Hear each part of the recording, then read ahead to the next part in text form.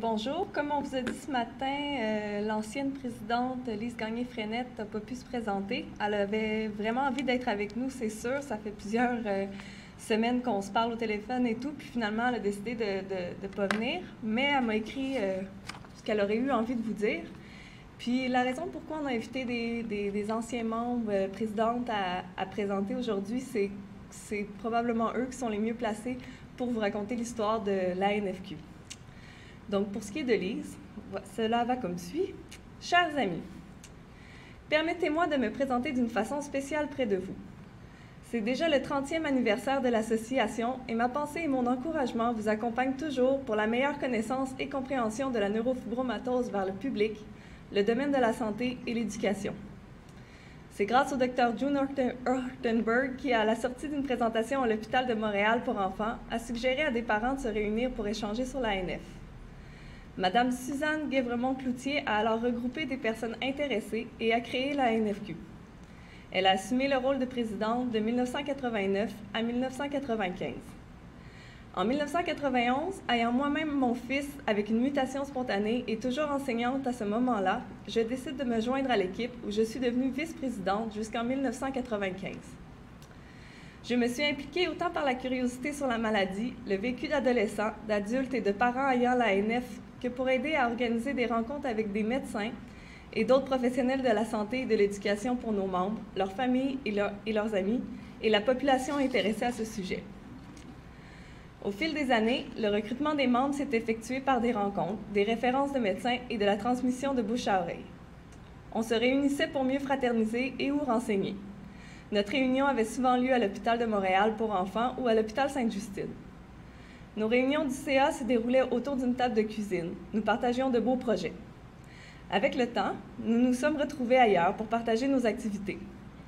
Au départ de la fondatrice en 1995, je suis devenue présidente avec un petit groupe déjà existant, dont M. Alfred Dubuc, Mme Ariane Dubuc et Mme Anne Morin, car on désirait que la NFQ continue.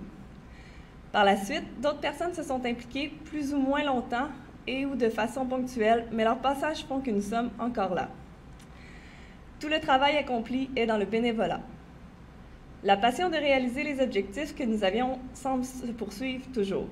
Donc, mieux faire connaître l'ANF et faire respecter ceux qui ont le trouble génétique, mieux renseigner les parents qui ont le diagnostic, mieux informer les écoles au sujet de possibilités reliées aux troubles d'apprentissage, améliorer la qualité de vie des gens, améliorer le regard envers l'autre, donc regarder avec les yeux du cœur, multiplier les activités en ville et en région, maintenir et créer des groupes d'entraide. Avec le temps, je réalise en souvenir que mes années à la NFQ ont été remplies de labeur car tout n'était pas informatisé. Toutes nos démarches se faisaient par téléphone, envois postaux et télécopieurs à l'occasion. Avec l'aide du gouvernement, on a réussi avec le temps à avoir quelques subventions.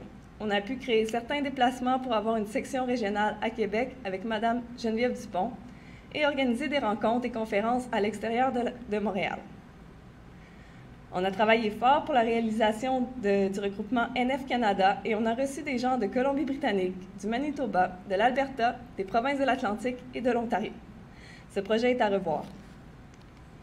On a aussi invité des professionnels de la santé et de l'éducation d'ici et de l'extérieur du pays pour informer davantage sur la neurofibromatose. Mon rêve serait d'arriver à freiner l'évolution de la maladie par la recherche, que chacun puisse trouver un travail qui lui convienne avec le respect des autres, que les écoles comprennent mieux les élèves ayant des difficultés d'apprentissage, particulièrement avec l'ANF, et débloquent davantage de services orthopédagogiques, que les professionnels de la santé continuent de mieux informer en acceptant de donner des conférences pour nous à l'occasion, que les ministres de la Santé et de l'Éducation réalisent l'impact de mieux comprendre la vie des gens avec l'ANF et comment les accompagner graduellement. Merci à tous les bénévoles impliqués depuis tant d'années à avancer les objectifs de la NFQ. Particulièrement aujourd'hui, je remercie spécialement mon mari Noël Frenette, qui a été longtemps consultant et aidant quotidiennement mon fils Sébastien pour son soutien informatique, et mon fils Sébastien pour son soutien informatique. Félicitations à leur élève pour un avenir rayonnant de la NFQ. Et elle m'a rajouté par courriel ce matin: j'aurais aimé être parmi vous avec ma famille, mais depuis le cancer de Noël, son mari, Nous prévoyons plus des moments de repos après un temps de traitement ou d'hospitalisation. Soyez assurés qu'aujourd'hui, nous sommes de tout cœur avec vous. La vie continue et votre journée est très enrichissante et prometteuse pour une meilleure compréhension de la neurofibromatose.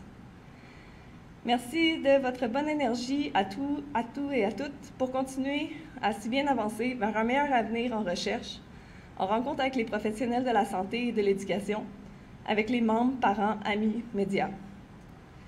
Bravo aussi pour toutes les initiatives de levée de fonds pour assurer une ou des employés pour assurer un lien fort pour la continuité, l'écoute et les projets. Je vous aiderai lorsque possible.